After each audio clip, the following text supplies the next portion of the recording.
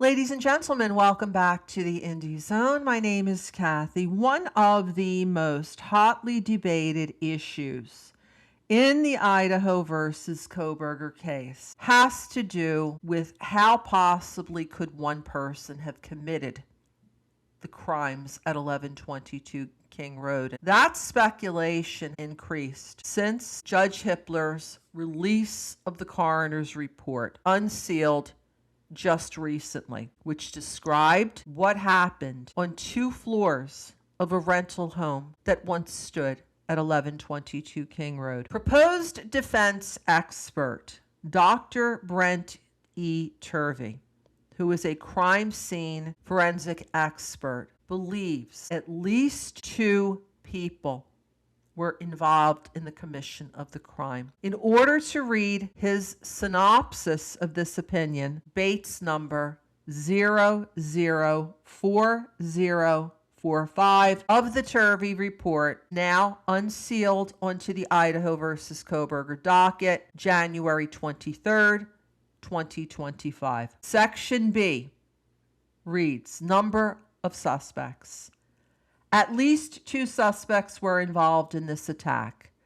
This is indicated by the fact that multiple weapons were used against Kaylee, that multiple types of force were used against Kaylee, and that Ethan and Xana appear to have been attacked at the same time. This is inconsistent with the state's theory that these crimes were committed solely by one individual.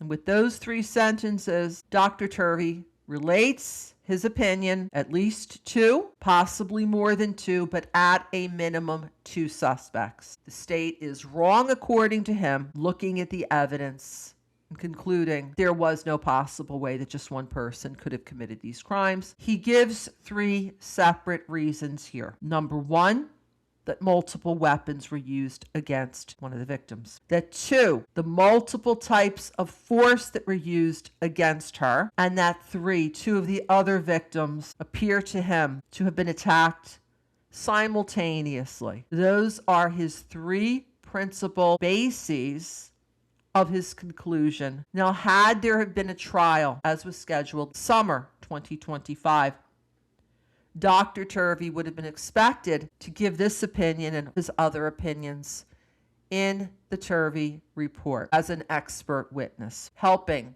the jury, as the defense hoped that he would, make sense of the evidence. He would have been up against the battle of the experts versus the state's expert, Sutton, who gives many opinions that are directly the opposite of what Dr. Turvey is saying here. It would have been up to the jury as the trier of the facts to give whatever weight they felt was appropriate to what Turvey testified to what Sutton testified to, or give no weight at all to either. Something that did not happen because the trial was canceled when Mr. Kohberger pled guilty. We will be providing some content on the Sutton report, so please look for that content in future from the Indie Zone. Until next time, thank you for joining us here today.